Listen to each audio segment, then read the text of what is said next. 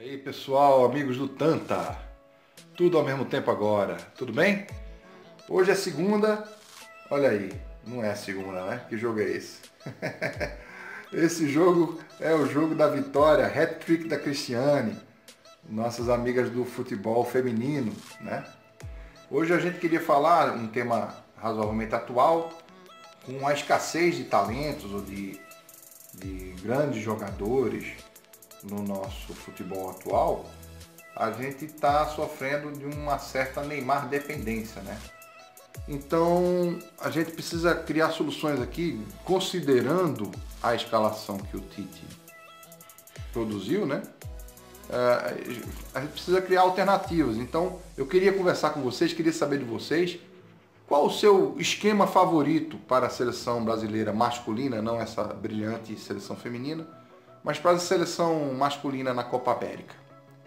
Qual seria a melhor escalação, a melhor formação, sem o Neymar, que é o grande craque brasileiro nos tempos atuais contemporâneos? Então eu preparei aqui uns esquemas meus, queria oferecer para vocês criticarem, comentarem. De cara, uma reclamação que eu faço, não consigo entender por que o Tite não levou o Lucas Moura, especialmente agora com a ausência do Neymar. Ele chamou o William. O Neymar é um ponta esquerda com algum talento para armação de jogada. O William é um meia direita avançado.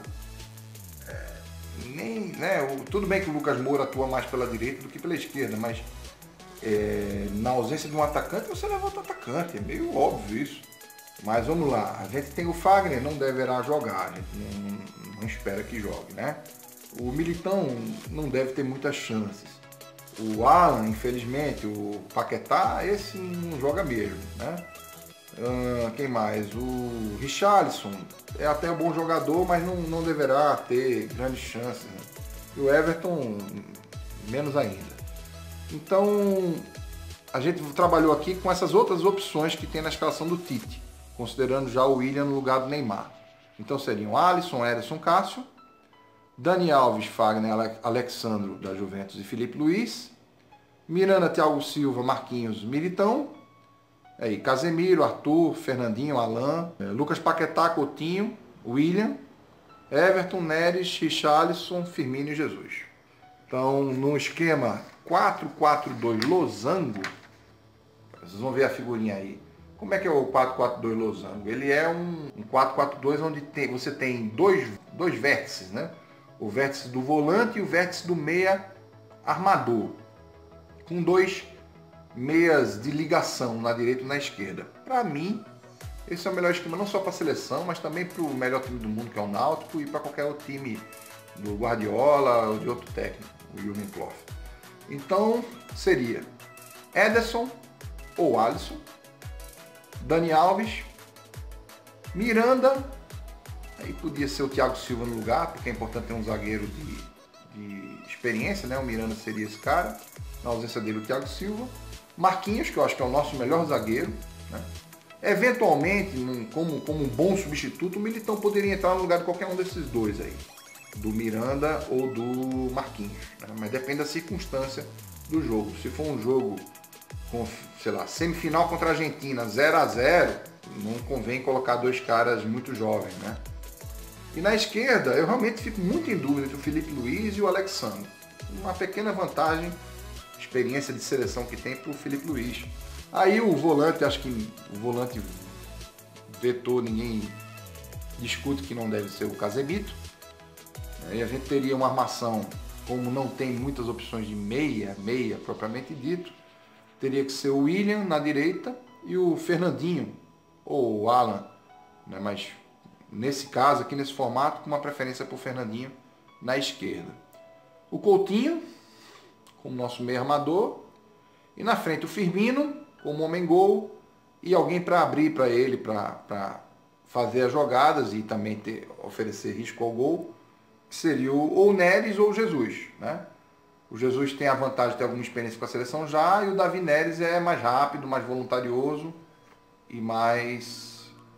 talvez tenha um passe melhor que o Jesus. O Jesus é mais finalizador e não convém a gente ter dois pivôs na frente, né? Já tentou, o Parreira já tentou isso na Copa 2006 com o Adriano e Ronaldo e não deu certo.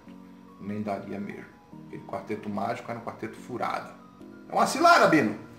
Então 4-4-2 Lozano ficaria com Ederson, Alisson, Dani Alves, Miranda ou Thiago Silva, Marquinhos, Felipe Luiz ou Alexandro, Casemiro, William pela direita, ligação, Fernandinho pela esquerda, Coutinho de armação, Firmino e Jesus ou Firmino e Neres. Eu prefiro Firmino e Neres. Outro esquema muito comum no futebol brasileiro é o 4-3-3. É um pouco mais agressivo, mas eu não sei se uma seleção tão desentrosada e tão cheia de valores novos seria prudente usar um esquema ousado como esse. A gente teria a mesma base, né? Agora o 4-3-3 seria o Casemiro, para dar aquela segurança na cabeça de área. O William pela direita, para fazer uma ligação rápida. E eu acho que na esquerda, nesse caso, tendo só um cara, sem um armador na frente, um volante mais voluntarioso e com passe melhor que o Fernandinho seria o Arthur, o passe qualificado, né? E os três atacantes seriam o Neres, o Firmino e o Coutinho. O Coutinho faria um papel meio de ponta esquerda, que é meio que ele tem tentado fazer sem tanto talento no Barcelona, como já fez no Liverpool com mais chance. Ele tem aquela jogada característica dele de puxar para a esquerda e mandar uma bomba com a direita. Ele sempre faz isso e os times que o enfrentam não conseguem evitar. Então vamos usá-lo fazendo isso muitas vezes, né? Outro esquema que a gente poderia usar seria o 4-4-2 quadrado, aquele clássico. Aí sim, para ter dois volantes, né? Como é um quadrado, dois volantes e dois meias, seria o Casemiro e o Fernandinho mesmo. E os dois meias seriam o Coutinho e o William. Coutinho mais para a esquerda, poderia ser um pouco mais aberto, e o William também. E os dois atacantes lá na frente, de novo, né? O Jesus é mais pivô. Ainda mais com uma formação tão contida, tão fixa, seria melhor o Neres para fazer a velocidade, ajudando o William ali na ligação, mas poderia ser o Gabriel Jesus também. E o Firmino sempre na frente é a nossa melhor opção de homem-gol por enquanto, né?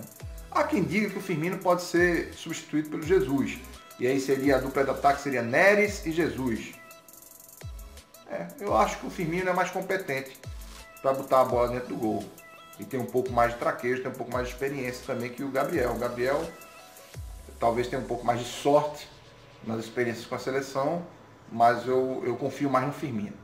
E por fim, o 4-5-1, que é um esquema muito utilizado por muitos treinadores hoje em dia, mas é um esquema complicado, você tem que ter bom passe.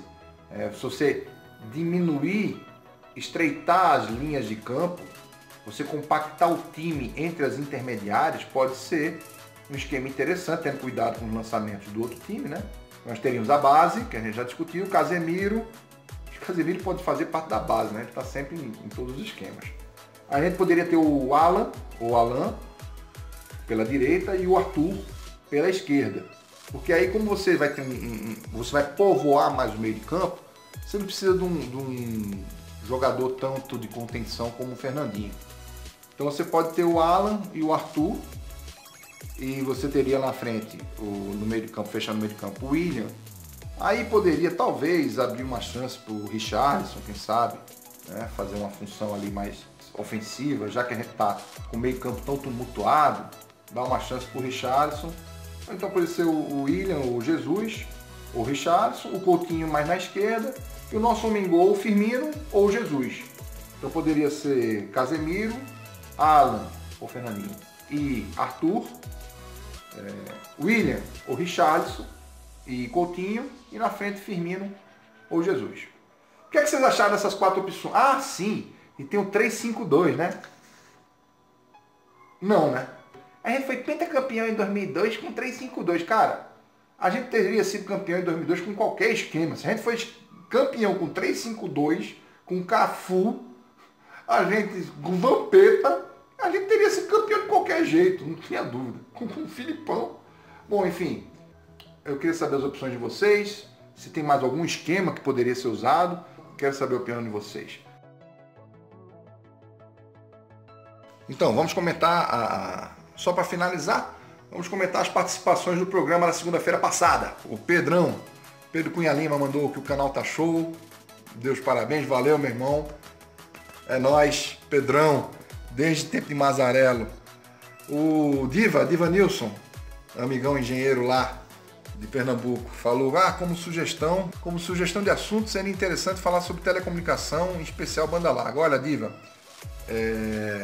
você sabe da minha ocupação principal e por uma questão de dilema ético, eu acho que não convém explorar aqui no canal do YouTube sobre o assunto que é o meu principal ganha-pão. Mesma coisa, um aluno meu perguntou se vou dar aulas aqui, também acho que não convém. O Ricardo Zepter, pessoa conhecida, disse, beleza de comentário, disse que o som ficou muito bom. Valeu, Ricardo, mas a gente está providenciando aí uma estrutura melhor aqui para o canal. Há quem discorde, tem quem diga que o som não ficou tão bom assim não. Talvez tenha ficado bom, dada a circunstância, dada a estrutura atual. Valeu mesmo, obrigado. O Fernando Augusto Zepter Valença fez uma errata, então não vou nem comentar, porque esse Fernando Augusto sou eu mesmo. E o Alexandre Salles e o Biologia com Lobo, eles colaboraram com o assunto. O Alexandre diz o seguinte, dá os parabéns, obrigado, mas fala que não é coincidência, eles têm opiniões bem diversas, o Alexandre e o Ricardo, o Lobo, né? Ele falou, olha, eu acho que, eu vou ler o que ele falou aqui, todos sabemos que a quantidade de informações é importante quando podemos obter através da análise de dados. Então, na opinião do Alexandre, mesmo não sendo receita de bolo, mas a razão de termos o sucesso crescente, visível do futebol inglês, e aí eu no vídeo passado apontei como a final da Champions como um termômetro para isso, assim como a ascensão deles na última Copa.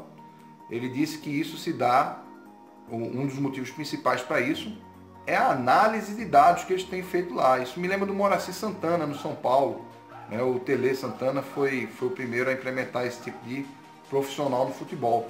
Olha, Alexandre, eu não conhecia esse aspecto não.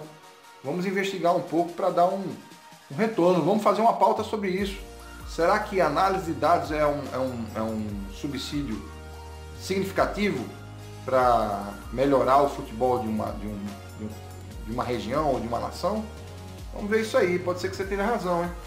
O Lobo também diz uma coisa, ele diz que apenas uma única final da Champions no caso, não é suficiente para deduzir algo. Então, ele considera, ainda mais que pela competição sendo mata-mata, assim, é uma competição de tiro curto, né, onde o imponderável tem mais chances de acontecer do que no campeonato, né, de longa duração, como de pontos corridos. Então ele acha que é pouco para a gente tirar conclusões a final da Champions ter sido com 2 times ingleses. Olha, é verdade, você tem um ponto aí, Lobo, mas lembrando que esse também foi um termômetro usado pelo Paul Breitner, não sou só eu que estou dizendo não. Na ocasião, ele vislumbrou que o futebol alemão estava se desenvolvendo, o campeonato estava se desenvolvendo, e que um termômetro desse seria, porque não tinha acontecido ainda, uma final entre 2 times alemães, como acabou acontecendo na Champions, Borussia e Bayern. E também foi uma única final. Olha o que aconteceu. Os caras ganharam a Copa. Viraram tetra aqui no Brasil.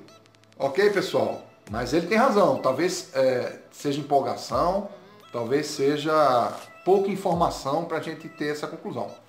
Valeu, pessoal. Um grande beijo e um forte abraço para todos. Continuem participando. O que é que vocês acham? Qual é o melhor esquema? Qual é a melhor formação para a seleção brasileira masculina na Copa América? Tanta!